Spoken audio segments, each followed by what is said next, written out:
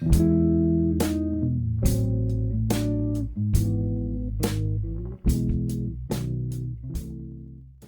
ora, I'm Erin J. Doyle. Welcome to my channel. I have previously rearranged my writing space.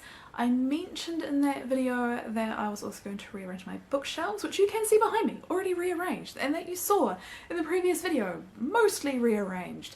But, oh, this has been a process. I think I started doing this. So here is the bookshelves that we're dealing with today, anyway. So we've got the 5 white ones, and then the problematic plug in the middle of the wall, and we've got 3 black ones. Obviously one is significantly bigger than the other.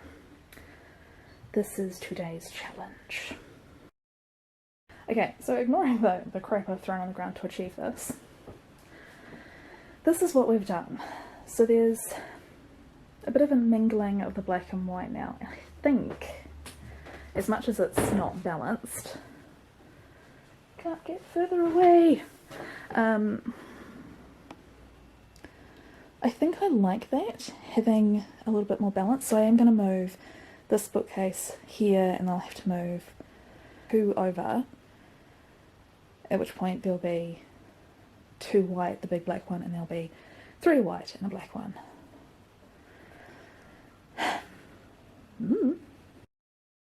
The plan, I think I've committed, I'm going to switch this black bookcase with these 2 white ones, and then I'm going to put one of my backless white ones where the black bookcase is, but because it's backless I'll be able to put it directly over top of that power socket that's causing this gap. That way should be able to fit more books along this wall. I'm going to switch these 2 out with the other backless white one. That way the tall black one will be sandwiched between the 2 tallest of my white bookcases. So hopefully that'll kind of create a bit of visual balance in terms of heights. But it also means that the tops of the bookcases will be more flush, because here, hang on, I'll have to adjust. The seams here have a little raised bit, so stacking books across the top of the shelf is not that easy, whereas the white ones, because they're twice as long, they're perfectly smooth, and they don't have anything at the ends of them, so they should meet up with the edge of the black one perfectly flush. So it should make for a nicer stacking up of books along the edge, the top. Anyway, so that's what I'm going to do. This is my new bookcase situation. It's going to need some further work, but that's the gist of it.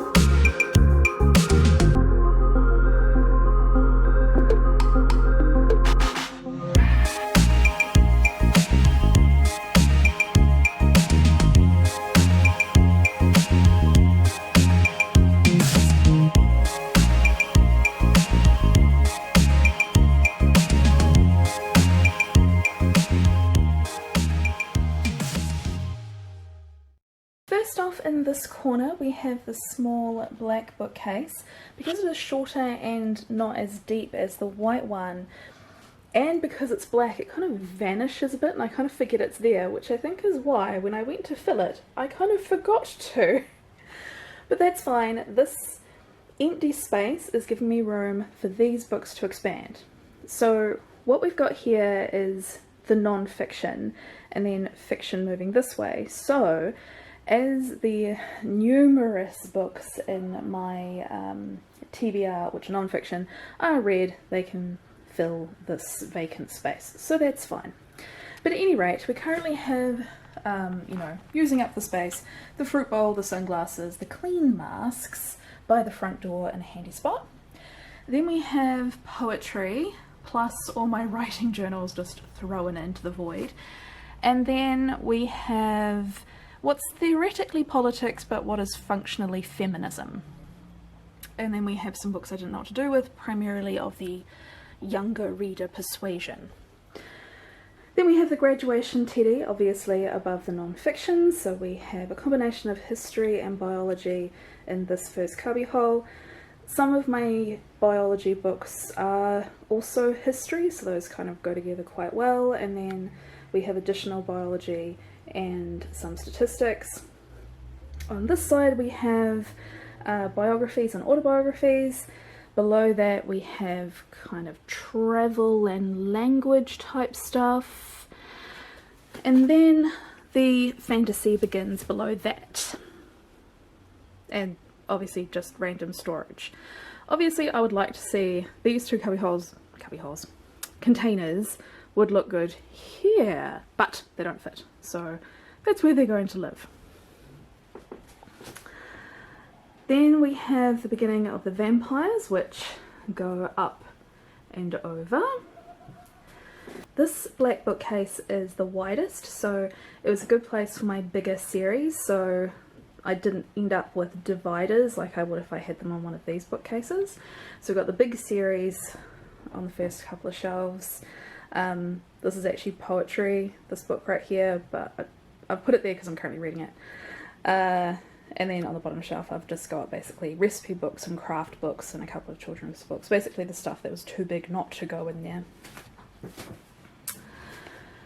Obviously vampires continue, and then we go fantasy with room to expand, because a couple of these are, these two are the beginnings of series, and I've got the other books on the TBR, so they're going to expand into this space. So we're just filling it with greenery for now. More fantasy going down, and then we're just getting into sci-fi over this end. So obviously if we go over one, here we have sci-fi, which then starts to bleed into general fiction at the bottom, and above the sci-fi, where I needed it to be near eye level, is collections that I've been published in. And then the sci-fi blends into general fiction, but there's a section of kind of thriller and mystery stuff, but most of this is just sort of assorted fiction-y things, or books which I wasn't quite sure what I wanted to do with. Like, yes, this is a dystopian, but I don't have a whole bunch of dystopians, so there is a certain amount of just shove. You will note I've actually got a whole bunch of dystopian on that shelf, but I also have some classical erotica, so yeah, shoving.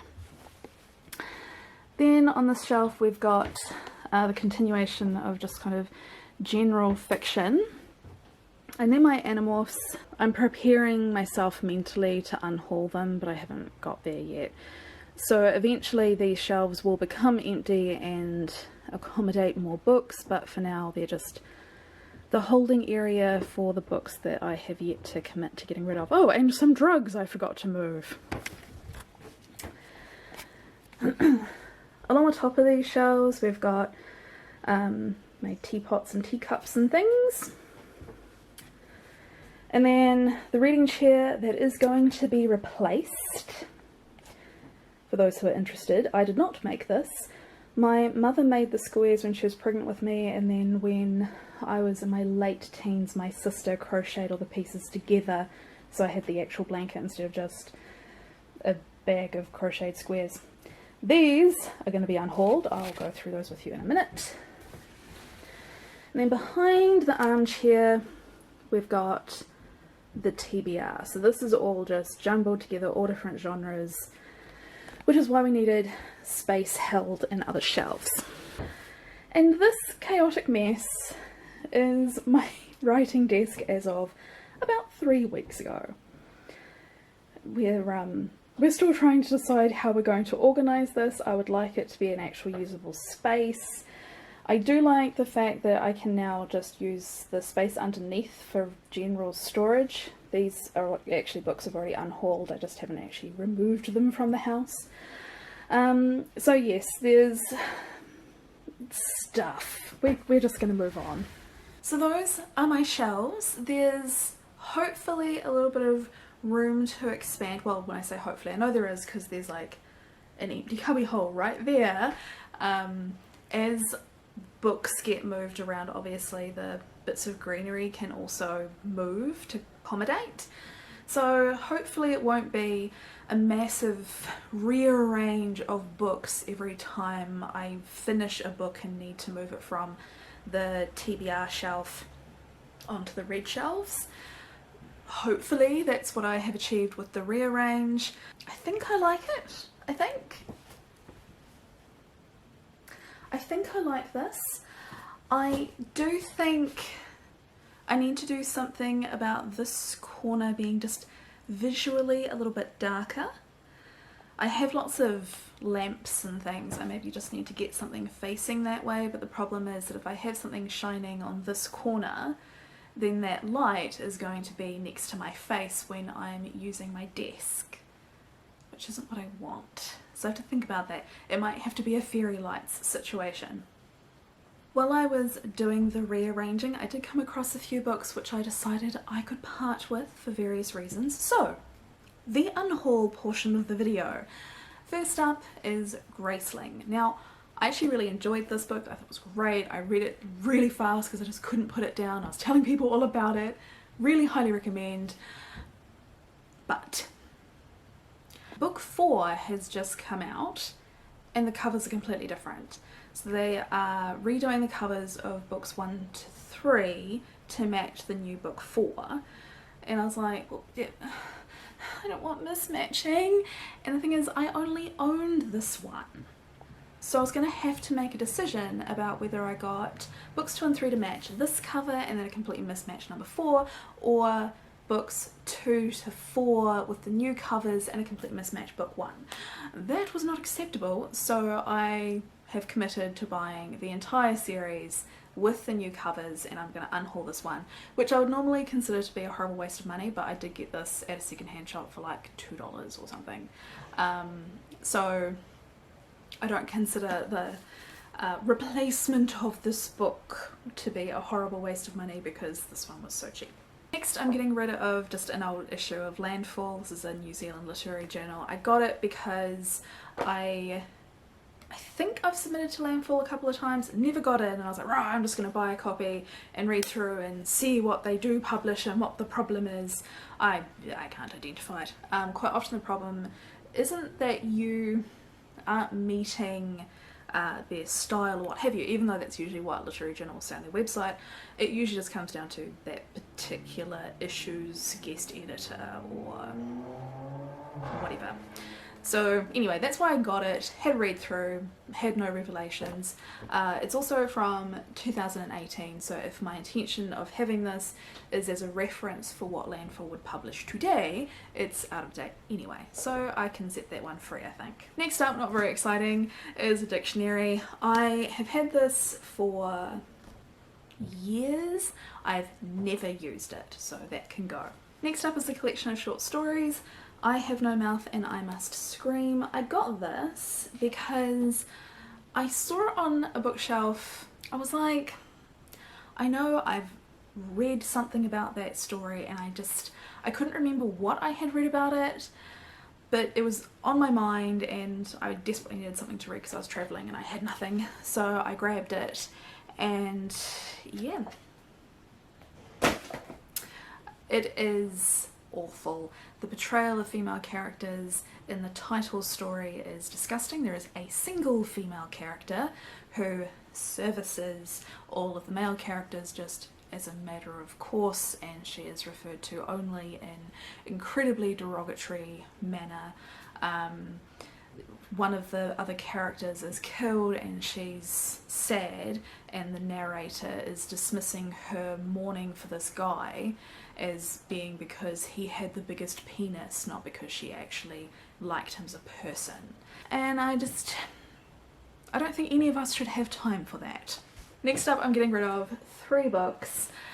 all from the Servamp series, because I bought these on a whim and just went like online and saw the cheapest edition I could find, because I wasn't sure if I'd actually enjoy it, because it is kind of weird, at least the anime is. And then opened it up and I was like, that's not English.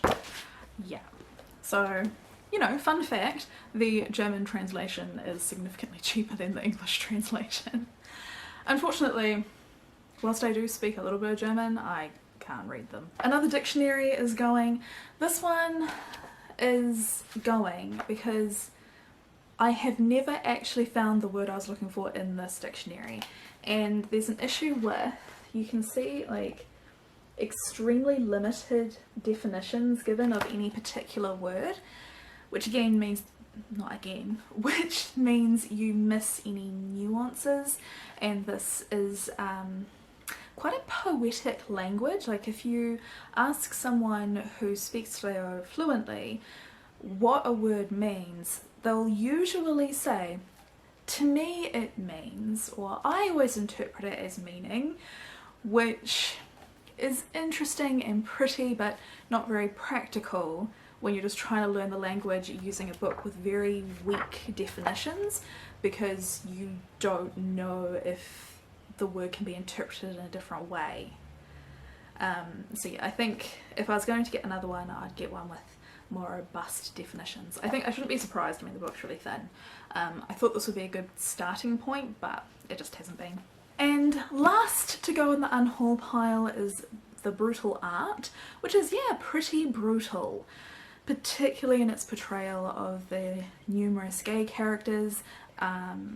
There's really horrific, like, grooming of a character. It's not quite clear if they're developmentally disabled or if they are just really vulnerable and suffering from mental illness. It's not quite clear, partly because they're raised in an asylum type situation, but yeah, a child growing up in that situation is groomed by a slightly older child as well, who, yeah, it's icky.